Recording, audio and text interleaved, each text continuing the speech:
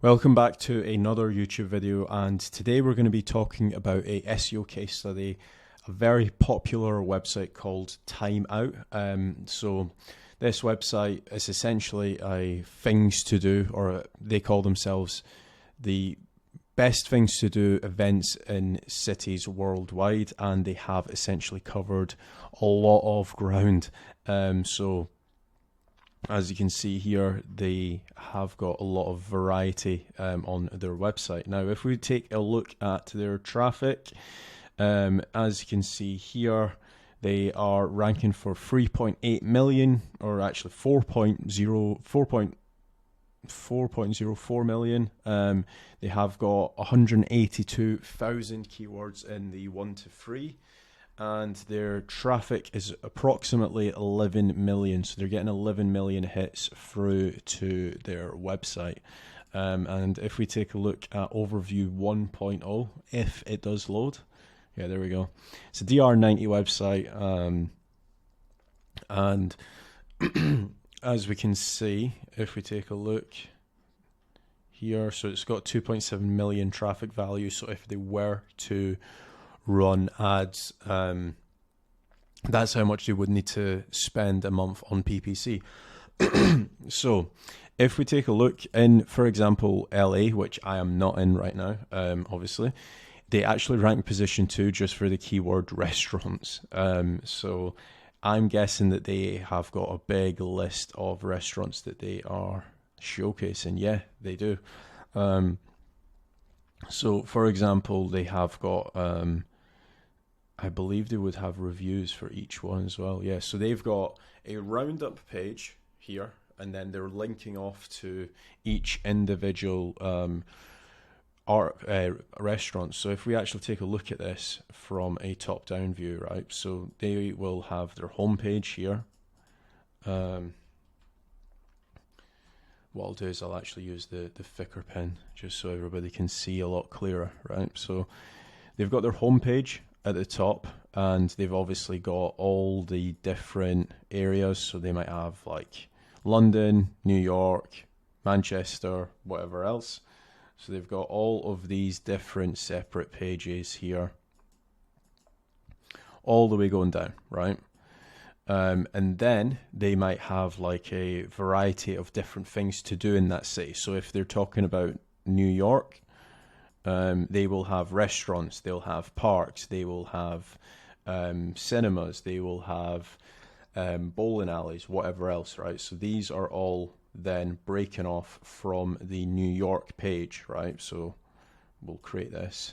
Excuse the drawing, I am no artist. But let's say they have got restaurants here, right? So then they will have a variety of different restaurants. They might have like Japanese restaurants, they might have Chinese restaurants, or they might have, let's say, Mexican. They might have pizza places, but then they will essentially link off to a load of Japanese restaurants. So that'll be like a review, that'll be a review, that'll be a review, this will be a review. So right now, what we are looking at, just so you guys understand, is we are looking at this review here, right? So we've went down the path of from their homepage to the location, then from the location to the list of restaurants, and then from that we might have like a few different categories like Japanese food, Mexican food, pizza places, and right now we are looking at the reviews here. So as we can see, this is the actual review of Soban, which is a Korean restaurant, I believe. And again, it's not got that much content on there, but it's a useful page so that you can phone them, you can view their website, they've got the address, they've got the actual Apple Maps listing as well. And they also have like the opening times as well. So it's almost like it's a mini Google My Business profile for that brand on this website. And if we were to take a look at one thing that would be interesting is to search this Soban restaurant. Is it in LA? Yeah, LA.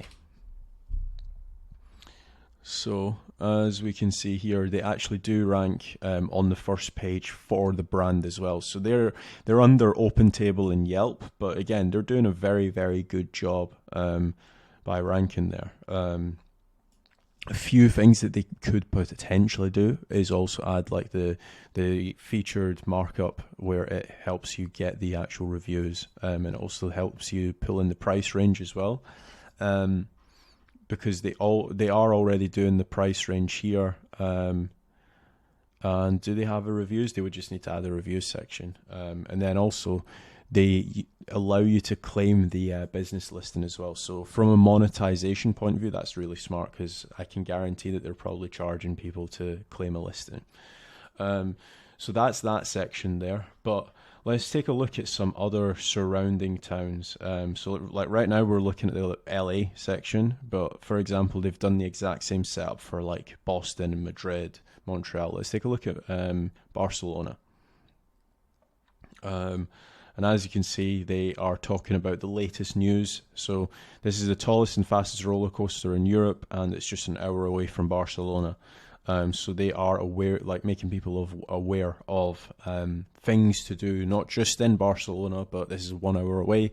And I can probably guarantee, without even looking at the article, they're probably mentioning how to get to the place as well. Like, okay, yeah, you need the, I don't know, the bus that takes you there. So let's just take a look how to get there from Barcelona. Actually, they don't. They're talking about hotels near the place, but they definitely should be talking about like how to get there, because again, it's just going to make a good user experience. Like right now, I'm thinking I want to go to Barcelona, but I don't know how to get to this place. So you should definitely. Yeah, that's one thing that they could do. But again, these are all very micro adjustments. The 30 best things to do in Barcelona. So obviously they've got restaurants in Barcelona, bars, attractions, hotels, so on and so forth. Buy a book at the beautiful bookshop. Cool off with a unique ice cream. And I'm guessing, yeah, they're linking to the best ice cream spots in Barcelona. So their internal linking is really good. I would not need to leave this website if I was looking to go to Barcelona. Like, for example, the best restaurants in Barcelona, right? Okay. Then they have rooftop bars in Barcelona, right? So I've had my food. I can then just go, right, I'm feeling, I might want a drink. Let's check out some rooftop bars in Barcelona. So very quickly, I can click around and go through the website and find what I need. So from that point of view, they are doing a lot of things right. They also have got like EEAT, so written by, and there's two offers. So very quickly, you can realize that it's not a made up person. They have also linked to their Twitter and also their Instagram as well. Let's check out his Twitter. Can I translate this? Translate to English. Journalist, freethinker, Keynesian, I'm not certain what that means. Food and drink editor at Timeout Barcelona, with a pole and rope since the late 70s. And as we can see here, they do have a lot of followers on their Twitter account as well. So they've got almost 300,000 followers. They're definitely beating me out for followers. But again, they are active on their social profile. So one thing that I would say is, if you are trying to replicate this SEO strategy, let's say you're not going to do this entire SEO strategy. Let's say you just want to do London, right? Just be active on socials. Don't just link to your latest articles, ask questions, make the posts engaging. The last thing you want to be doing is just